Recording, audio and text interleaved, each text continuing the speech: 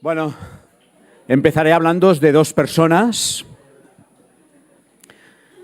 que, sobre todo una de ellas, fue un milagro que tuviera un encuentro personal con Jesús.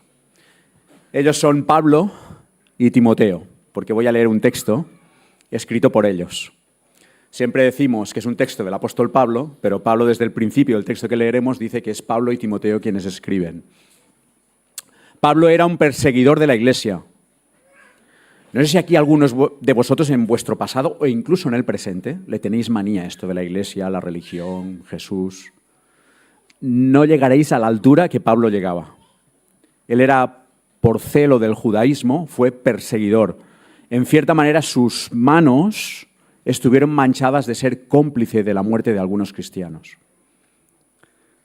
Hasta que Jesús se cruzó en su camino. Yo creo que cuando Mari Carmen ha preguntado ¿quién es para ti Jesús? Que lo preguntes al de al lado, Pablo, igual a una hora estaría diciendo yo qué sé cómo fue eso. Pero me encontré con Jesús. Y pasó de ser el perseguidor de la iglesia a ser uno de sus grandes predicadores. El otro es Timoteo. Timoteo ya de abuela creyente, de madre creyente, pero de padre griego. Eso es importante, porque Timoteo batalló desde su infancia con la filosofía. Filosofía y fe. Eso está chulísimo, a mí me encanta. O sea, me encanta que en la Biblia tengamos una persona, hijo de griego, con todo lo que eso implica. Eso le da mucha fuerza al valor de su predicación. Porque Timoteo no hablaba de la fe de una manera ignorando otras cosas, sino que hablaba conociendo mucho de la historia griega, de la filosofía griega.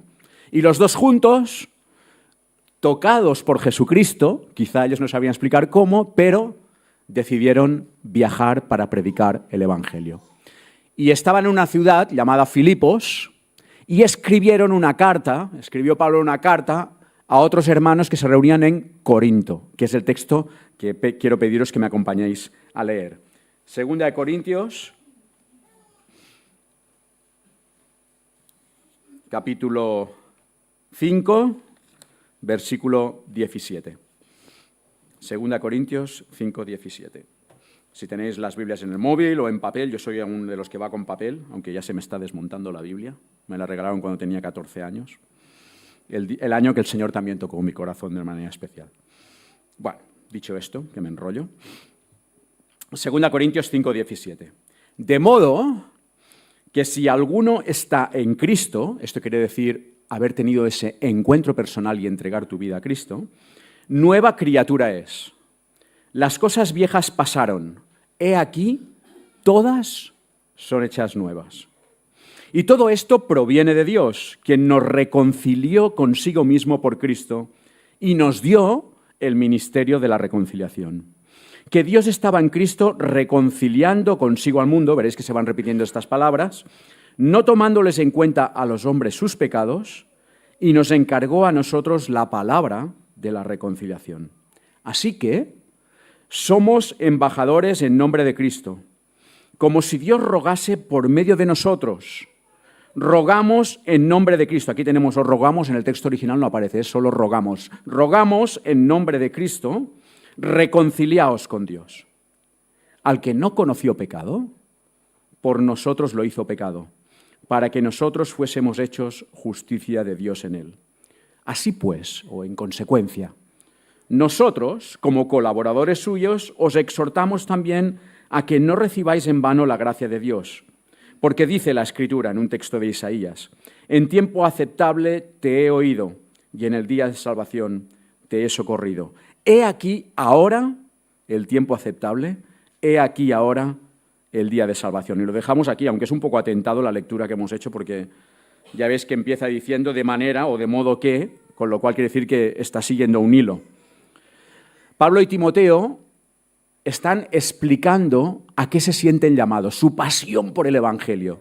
Ellos ya no van a dejar de hacer eso, aunque les cueste la vida. De hecho, sabemos que al menos a Pablo le costó la vida, murió por el Evangelio. Mirad, hoy es día de elecciones, y no voy a entrar en política, pero ¿cuánta gente que hoy se ha presentado a candidaturas políticas daría su vida por aquello que están proclamando? En la historia del cristianismo ha habido mártires, grandes mártires, que han dado su vida. En estos momentos, mientras nosotros estamos aquí tranquilitos en buenas sillas, hay personas que han conocido el Evangelio, que lo han hecho suyo, que están predicando en países donde está prohibido. Están en cárceles, están reuniéndose a escondidas, se están jugando la vida y lo saben por amor a Cristo. ¿Qué ha pasado? Esta gente está loca. Como bien dice la palabra, el Evangelio es locura. Es una locura cuando lo miras desde la parte humana, pero es la historia de la salvación. Y el versículo 17 que hemos empezado a leer dice, de modo, ellos están explicando esto, y quieren transmitir que nosotros hemos de participar de este objetivo, de este ministerio, de esta misión. De manera que, si alguno está en Cristo, nueva criatura es. Las cosas viejas pasaron y he aquí todas se han hecho nuevas. Esto es un reset. En la música del cielo, tenemos una canción que decimos vamos a cantar con la música del cielo. En la música del cielo os propongo que la sinfonía más preciosa está escrita en re mayor. Y empezamos con un reset. Somos llamados a resetearnos. No estoy hablando ni a creyentes ni a no creyentes, estoy hablando a todos. Me estoy hablando a mí mismo. Somos llamados a resetearnos. La pregunta que nos hemos hecho esta mañana, ¿quién es Jesús para mí? Es un reset. ¿Sí? ¿Cuántos años hace que a lo mejor tú decidiste seguir a Jesús? Pero la pregunta sigue siendo, ¿y hoy? ¿Lo harías otra vez? Como le decía Jesús a sus discípulos, ¿os acordáis? ¿Y vosotros queréis iros también? Porque la gente iba pa'l peix, pa'l pa, por las sanidades. Pero cuando Jesús decía, si alguno quiere ser valiente y quiere seguirme, que tome su cruz y me siga. Y sabíais lo que pasaba, ¿no? Que la gente se esfumaban. Hombre, sacrificio no. Pan y peces sí. Sanidades también. Y entonces Jesús mira a sus discípulos. No lo hagas, Jesús, por favor. Lo hizo. Mira a sus discípulos y les dice, ¿y vosotros queréis iros también? No, no, Jesús, no hagas eso, que se van. Pero fijaros el reto de Jesús. ¿Y tú? ¿Me seguirías? Ellos ya le habían seguido, ya habían decidido dejar todo, sus barcas, sus familias, por seguir a Jesús. Pero Jesús les dice de nuevo, haz ese reset. ¿Lo harías? ¿Queréis seguirme? Y esta es una realidad para nosotros, pero también es una realidad para aquel que aún no ha dado ese paso o esa decisión de querer seguir a Jesús. Y aquí nos encontramos con la palabra, por eso digo lo del concierto en re mayor, regeneración. Uf, qué palabreja. Mirad, Marta el otro día comprando un poco de apio, nos hizo caldo de apio cuando tienes que, no, a algunos os suena, ¿no? Cuando tienes que hacer un poco de limpieza y adelgazarte algún kilito, va bien lo del caldo de apio porque entre otras cosas te quita el hambre, no me extraña, te lo quita todo. Pero quedó el cogollo cortado del apio, no había ni raíces, porque se lo habían cortado en la verdulería, y entonces yo vi por Instagram que alguien ponía un cogollo de esos, lo metía en un vaso de agua y salía apio. Yo pensé, oye, pues mira, no es que el apio sea muy caro, pero vale la pena probarlo. Y lo probé y empezaron a salir raíces. Y aun estando el cogollo, que lo dábamos por muerto, de apio, empezaron a salir hojas de apio. Y ahora están saliendo un apio ahí, en un vaso de agua. Es regeneración. Es aquello que tú ya das por muerto que pueda volver a vivir. Y a eso Jesús le encantaba hablar de eso, de la regeneración, del nacer de nuevo. Hubo un personaje, otro gran personaje, por cierto, sabed que en la Biblia está lleno de personas muy intelectuales. Eso me gusta. A veces se dice es que la religión es para gente que tampoco da mucho de sí, ¿no? Pues está lleno de intelectuales. Y un gran erudito, Nicodemo, se acercó, dice la Biblia, Juan, Evangelio de Juan, capítulo 3, si lo queréis leer en vuestras casas, se acercó a Jesús y le dijo, se acercó de noche además, fijaros el detalle, porque probablemente diría que nadie me vea, ¿no? Que yo voy a Jesús, con lo intelectual que soy yo, pero él lo hizo, y lo hizo de noche, dice el texto, y le dijo, Rabí, maestro, sabemos que vienes de Dios porque nadie hace las señales que tú haces. Pero Jesús le corta el rollo, se lo corta, y le dice, mira, si no nacieres de nuevo, no podrás ser parte de este reino, del reino de Dios. Y Nicodemo, que es un tío intelectual, dice, a ver, vamos a ver, ¿puede acaso alguien volver al vientre de su madre? ¿Puede volver a nacer? Y Jesús entonces, con mucha paciencia y mucho cariño, le explica, lo que es nacido de la carne, carne es, lo que es nacido del espíritu, espíritu es. ¿Qué le está diciendo? Es un nuevo nacimiento no físico, es un nuevo nacimiento espiritual. Y aquí somos llamados todos a este nuevo nacimiento, a esta regeneración. Pero hay otra palabra clave en este texto que hemos leído también, que también empieza por re. Seguimos con el re mayor. Reconciliación. Esta la habéis visto varias veces, ¿verdad? En el texto. Reconciliación. Un servidor es contable, está en el mundo de las finanzas y no hay cosa peor que no te cuadre la contabilidad. Puede parecer fácil, pero cuando todo el mecanismo es grande, a veces no te toca incluso otro remedio que tirar hacia atrás. O sea, desmontar la contabilidad para llegar al punto donde perdiste, que luego todo se te ha ido liando porque aquello no estaba bien. Los contables le llamamos conciliación contable, conciliación bancaria, conciliación. Pero la conciliación tiene que ser diaria, ¿sí? Y tenemos que hacer constantemente un esfuerzo de conciliación. Esa es la palabra reconciliación. No os la digo en griego, la tengo apuntada aquí, pero como lo diré muy mal seguro, si alguien quiere luego se la digo. Pero el concepto de reconciliación es volver a poner las cosas en su lugar. El debe y el haber tienen que saldarse. La cruceta, para los que estáis metidos en contabilidad, tiene que ser zanjada, ¿sí? Tiene que llegar a un balance donde todo esté en orden. Y hay que reconciliar. En el mundo divino, en la teología preciosa, en ese concierto en re mayor de Dios, era importante volver a saldar las cosas. La reconciliación. Dios creó al hombre y lo creó a su imagen y semejanza. Tan imagen y semejanza que nos pensamos que podíamos ser dioses también nosotros. Y dijimos, hombre, ahí nos impulsó alguien que estaba opuesto a él, el diablo, aunque parezca una palabra ya antigua, y le hicimos caso. Hombre, ¿sabéis qué pasa? Que lo que os ocurre, dijo el diablo, es que vosotros podéis ser como Dios. Pues mira, ¿sabes qué? Hago la mía. Y Dios podría haber dicho, pues haces la tuya, pues ya tú trobarás, ¿no? Pero Dios te ama tanto a ti, ama tanto a este mundo, me ama tanto a mí, que dijo, no voy a hacer esto. Voy a seguir aquí así, me voy a mantener como tal. Tengo que hacer algo, porque a fin de cuentas, aunque sea un Dios eterno, inmenso, que el universo no puede contenerle, te necesito.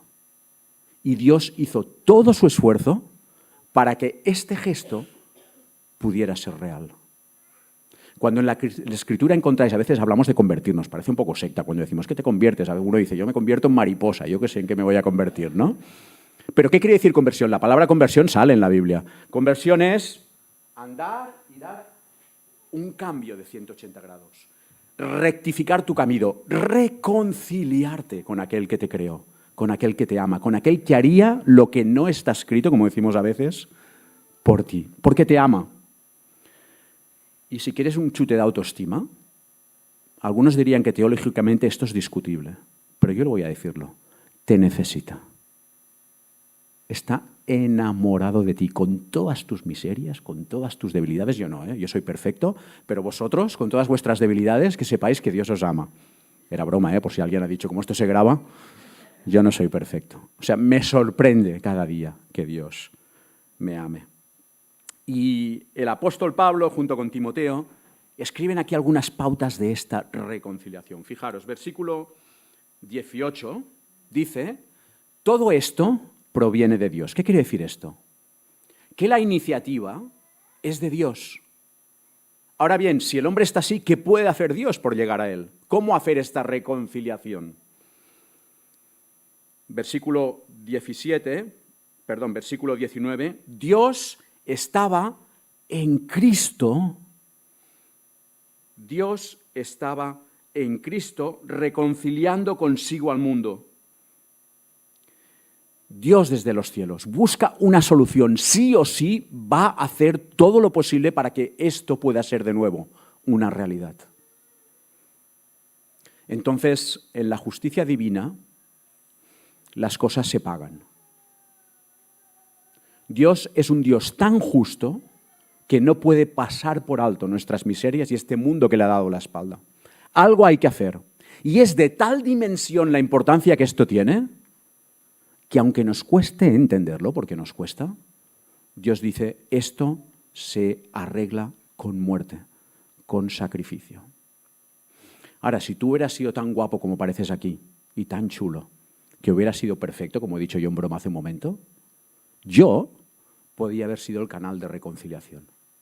Pero aquí no se salva a nadie. El mismo apóstol Pablo dijo, no hay justo ni siquiera uno, todos son muy buenos. Pero si nos analizamos por dentro, nos observamos, nos damos cuenta que hay miserias. A veces es que hasta nos hacemos daño a nosotros mismos. Ya no digo a los demás, ¿eh? Tenemos estas cosas, dudas, miedos, temores, cosas que sabemos que no son correctas, que nuestra propia conciencia nos lo recuerda. Y tenemos que luchar con eso. Y aunque luchamos, incluso los creyentes, caemos. Entonces, ¿quién va a saldar esta justicia? Y Dios envía a su Hijo Jesucristo, al que es perfecto, al que no pecó, tal como vamos a ver ahora en el texto. Dirá el versículo 21, al que no conoció pecado, por nosotros lo hizo pecado, según nuestras Biblias. ¿Qué quiere decir esto de que lo hizo pecado? Si vamos al texto original, aquí necesitaríamos a Timoteo para que nos hablara del griego, el texto original dice, por nosotros lo hizo pecador. Eso ya cambia, ¿verdad? Porque a veces nos cuesta esto de que se hizo pecado. Por nosotros se hizo pecador. ¿Qué quiere decir eso? Que tomó nuestro lugar. Que el que tenía que estar en esa cruz era yo.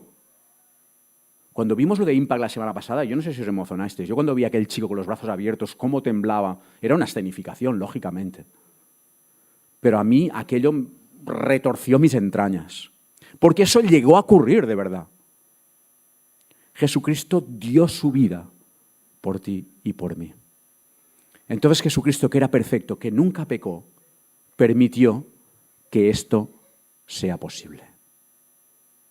Pero mira, desde el principio este gesto está en tus manos y nadie más. Qué precioso entender que Dios quiso a un ser humano libre. Libre para el sí o libre para el no.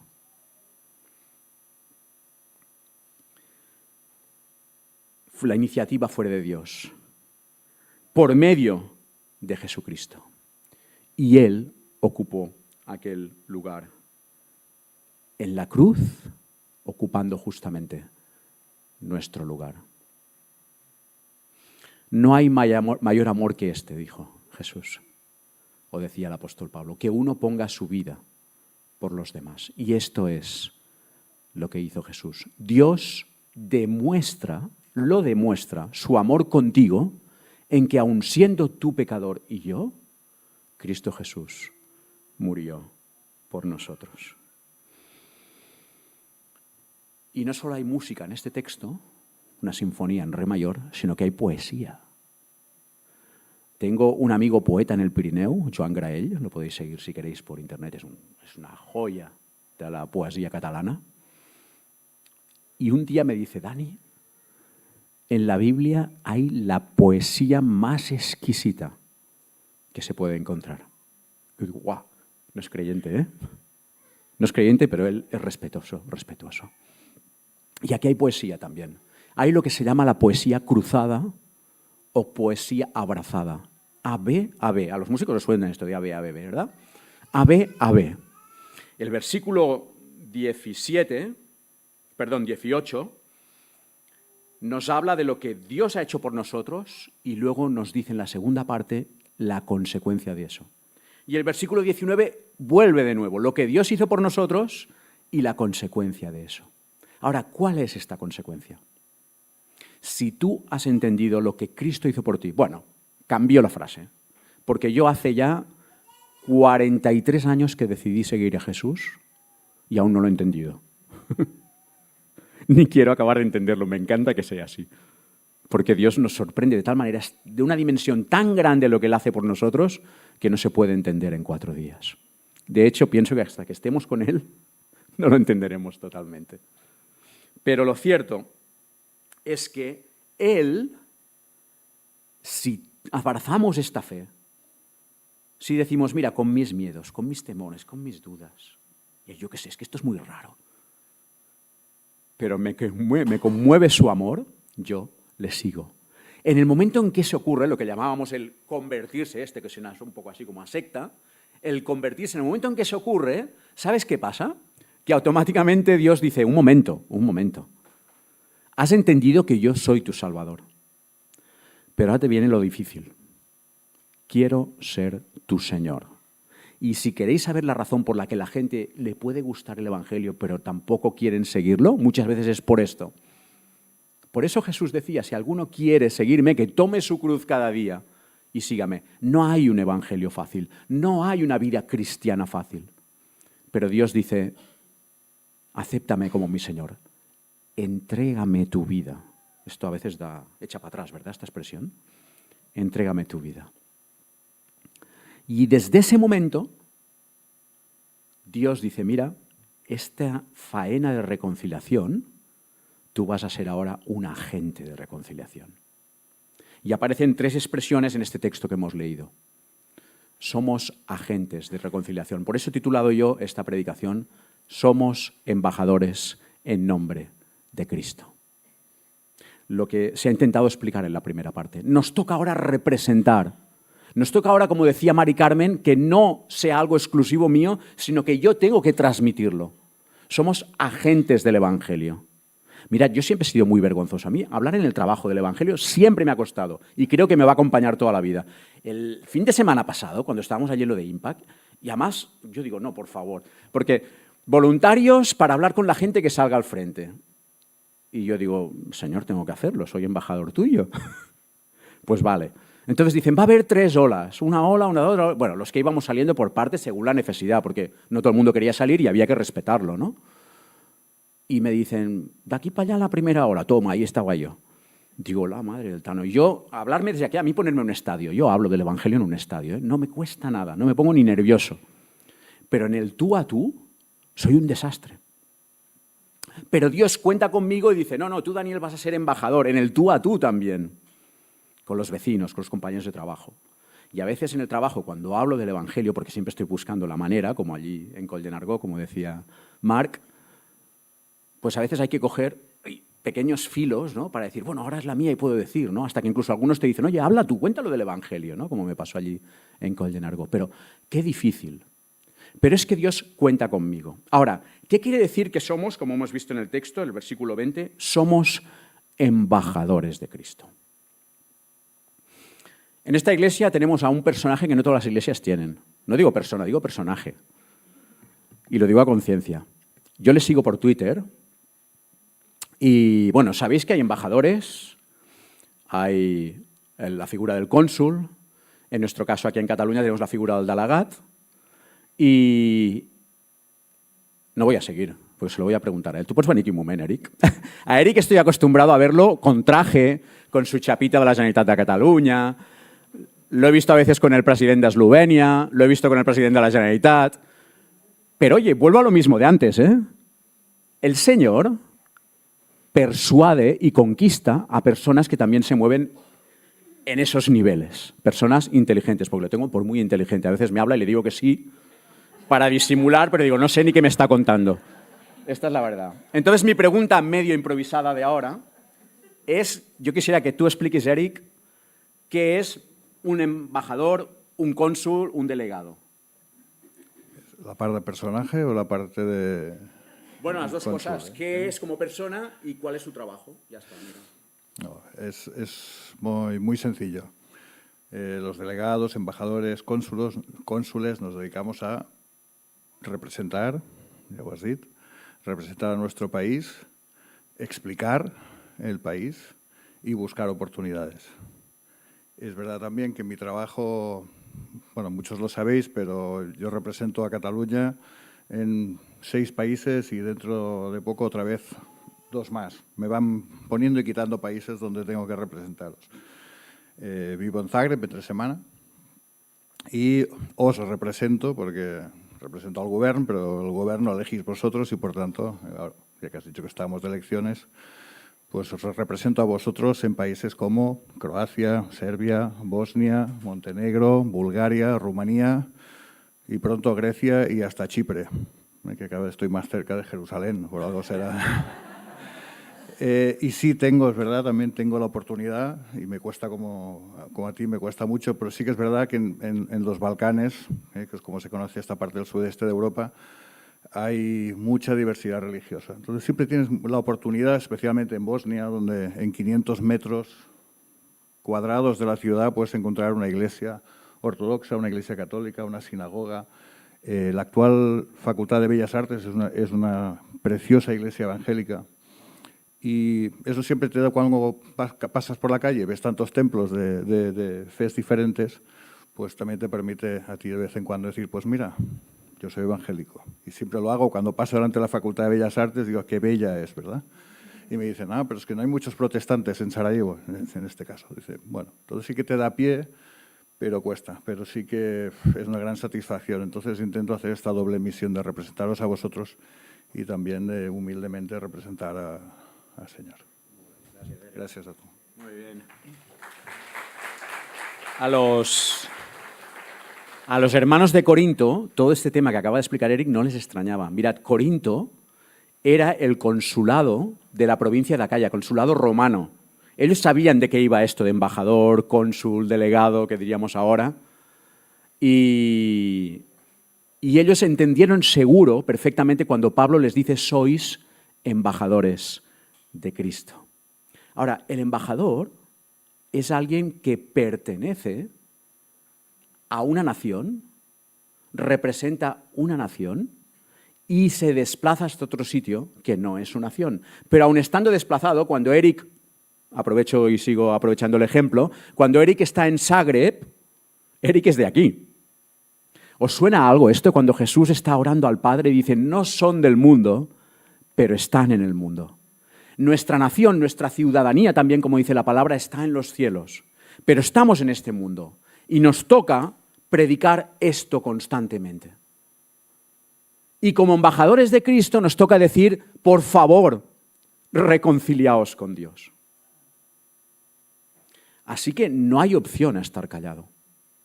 Somos embajadores. El autor de este texto utiliza también dos palabras más. Somos ministros. No sé si tienes cartera o no tienes cartera, pero eres un ministro. Lo dice aquí el versículo 18. Nos dio el ministerio de la reconciliación. Entonces, necesitamos creer esto de verdad. Somos ministros de Jesucristo. Cuando tú aceptas el mensaje del Evangelio, lo haces tuyo, Dios dice, perfecto, pero no te vas a quedar quieto. Toma la cartera porque desde ahora eres ministro.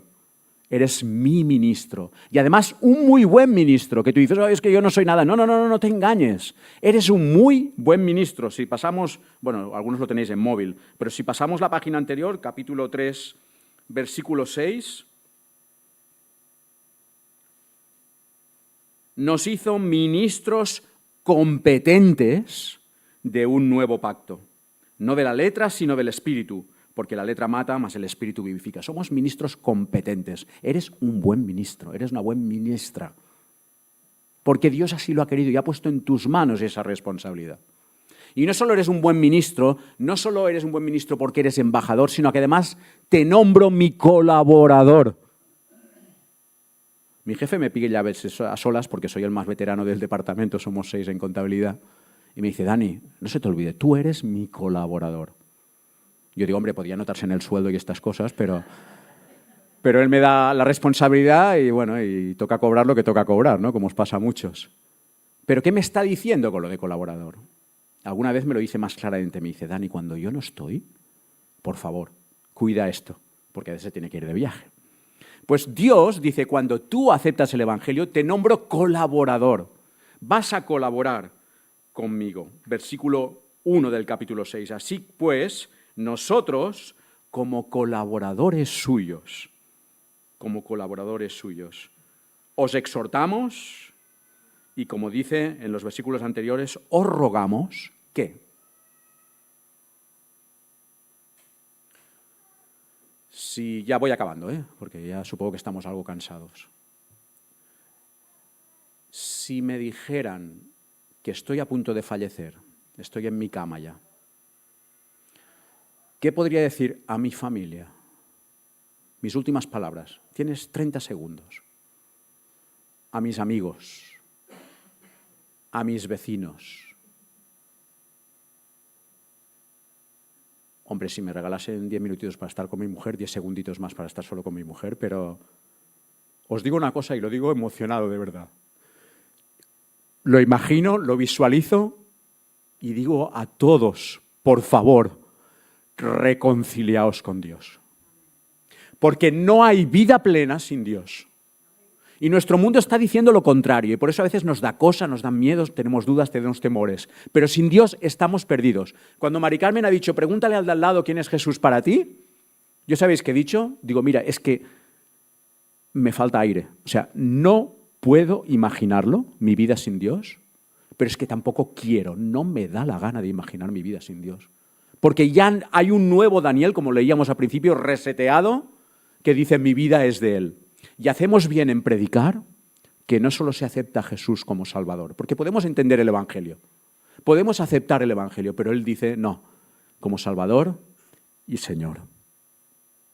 Por favor, jóvenes, adolescentes, creyentes, no creyentes, reconciliaos con Dios. Tenemos la vida en juego. Está nuestra vida en el juego. Me gustó una frase que utilizó, ¿cómo se llama? Iván se llamaba el rapero de la semana pasada. Dice, la vida son 2 días, pero el segundo es eterno. Y es verdad, por favor, está en juego la vida eterna. Pero no porque lo diga yo, no porque lo diga esta gente loca de la iglesia evangélica. Porque lo dice la palabra de Dios y porque al día de hoy, nada como la palabra de Dios ha persistido tanto y pasan los siglos y siglos y gente ha querido luchar contra el Evangelio y la Biblia sigue estando ahí.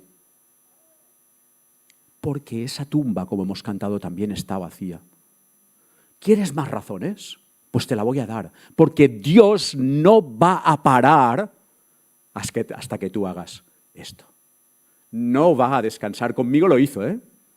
Mis 2 años antes de aceptar y entregar mi vida a Jesús fueron así. Pero pude percibir la insistencia de Dios en decir, date la vuelta. Y como Pablo y como Timoteo, un día dije, Señor, no sé por qué soy, pero me puse a llorar como un niño pequeño solo en mi habitación y le dije, aquí tienes mi vida. Me rindo. Me rindo. Y ese tiene que ser nuestro mensaje como embajadores, como ministros, como colaboradores. Por favor, reconciliaos con Dios. Fíjate tú que no decimos reconcíliate con esta iglesia, reconcíliate con los evangélicos. No, es que no es esto. Reconcíliate con el Dios creador. Mira, levanta tu cabeza al cielo, ahora que viene el verano y se ve todo ese inmenso universo, en la medida de lo que podemos, porque no vemos ni una milésima parte de lo que hay. Reconcíliate con Dios, mira al cielo, levanta tu mirada, observa tu vida y dite a ti mismo que tu vida va a ganar con Dios. Sí que es verdad que es una vida de seguirle, de sacrificio, de entrega, pero es una vida plena. Jesús dijo, yo soy el camino, la verdad y la vida. Y nadie viene al Padre si no es por mí. Si el Hijo os liberare, seréis verdaderamente libres. Esa es la libertad plena. Y este es el mensaje que Pablo y Timoteo querían decir a aquellos que ya eran creyentes. Porque igual tú también como creyente necesitas hoy reconciliarte con Dios. No es un mensaje ni para creyentes ni para no creyentes. Pablo y Timoteo se lo dicen a los de Corinto, que ya eran hermanos en la fe, que estaban en la iglesia. Os rogamos, os exhortamos, reconciliaos con Dios. No toméis en vano la gracia, dice el texto. ¿Sabéis qué nos pasa? Yo pienso, igual estoy proyectando, que las cosas a veces pues, nos hacen pensar y luego vienen los temores, y las dudas, los miedos, y sobre todo viene alguien que sigue susurrando al oído del ser humano. Mira, piano, piénsalo bien, oye, igual, esta gente es muy maja, pero él está empeñado en que tú no des esa media vuelta. Está empeñado en eso. Y a veces lo que hay que hacer es tomar una decisión. Y el texto que acabamos de leer termina diciendo, Ahora es el día, ahora es el momento. La palabra tiempo allí en el griego no es cronos, no está hablando de tiempo de reloj. Está diciendo el momento. Ahora es el momento para que tú puedas entender esto y hacer este cambio. Ahora, no lo dejes. No lo dejes. Mientras tanto, nosotros, y yo me uno a Eric, nos declaramos como en la ONU, que te ponen un cartelito. Me lo voy a colgar así, a ver si así funciona mejor. Ahí está. Os presento a Daniel Gumá, un miserable, pero ojo, embajador de Cristo. ¿Sí? Así que mañana lunes, en mi trabajo, alguno dirá, ostras, el pesado del Dani otra vez. Esta semana me vino uno y me dice, oye, cada vez que nos despedimos tienes que decir hasta mañana, si Dios quiere. Digo, sí. Sí. Y como decía antes con Joan, de Busguar, adeu-siau. Claro que sí, porque no entiendo la vida sin Jesús. Esta mañana cuando he llegado, y ya termino, he ido aquí a hacer un cafetito con mis amigos del alma de aquí de la iglesia, con algunos de ellos, y me han dado esto, no sé si lo habéis visto, está lleno aquí en la esquina. Buscamos embajadoras de belleza. Lo tengo chungo, ¿verdad? Sobre todo por embajadora. Pero pensé, digo, ay, coy, que me han robado el título. Aquí hay un teléfono, ¿eh? Si alguien quiere apuntarse, ya se apañará. Pero, hermanos, fuera bromas, Dios nos necesita como iglesia y a cada uno de nosotros en particular como embajadores de Cristo. Somos sus ministros, somos sus colaboradores. Y quizá no vas a viajar. Ricard nos decía en el vídeo que nos animaba a hacer un viaje. Pero es que el trabajo está ahí delante. Como dice una frase que me gusta mucho repetir, si quieres ser misionero en la China, primero sé misionero en tu esquina. Porque hay trabajo aquí ahora, cuando salgas por esta puerta. Tenemos que oler a Cristo. Tenemos que respirar a Cristo. A mí me cautivó de tal manera que, yo no sé, Marc ha hecho una introducción brutal, ¿no? Pero yo seguiré predicando el Evangelio hasta que me muera. Me va a tener que ayudar Dios, porque dice la Biblia que el que esté firme, mire, no caiga. Pero mi decisión ahora, hoy es tiempo aceptable, hoy es día de salvación, mi decisión ahora, en estos momentos es, quiero predicar el Evangelio hasta que me muera. Porque el día que esté con mi Dios, 30 segundos más, el día que yo vea cara a cara a Jesús, estarán mis abuelos, estará mi padre, estarán hermanos que han hecho lo imposible para predicarme el Evangelio, que han sido auténticos embajadores, mis profesores de escuela dominical, aquellos que predicaron. El padre del Marc, como ha dicho él, yo acepté al Señor después de una predicación del padre del Marc. Me fui solo a mi casa y lloré como un niño pequeño en la habitación. Pero el día que yo vea a Jesús, bueno, ¿dejaré de predicar? No lo sé. Lo que sí que sé que no dejaré es de cantarle y decirle gracias, gracias, 1000 veces gracias. Nadie me ha amado como tú. Te amo, Señor. Amén.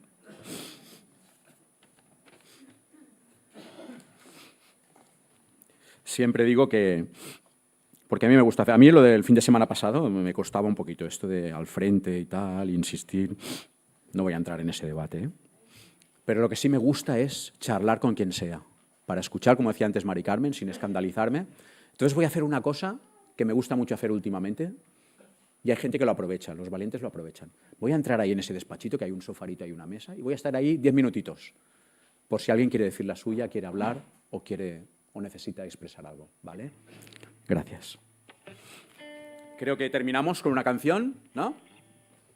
Una canción que viene de un texto de Pedro. Ostras, Pedro, si tuviera tiempo os hablaría de Pedro. ¡Qué tío! El impulsivo Pedro. Este Pedro, cuando ya es mayor, dice en su primera carta que somos real sacerdocio, somos una nación santa, somos un pueblo comprado por Dios para ser embajadores de Cristo, para anunciar las virtudes de aquel que nos llamó. Somos ese pueblo. Y terminaremos ya con la canción y yo estaré ahí.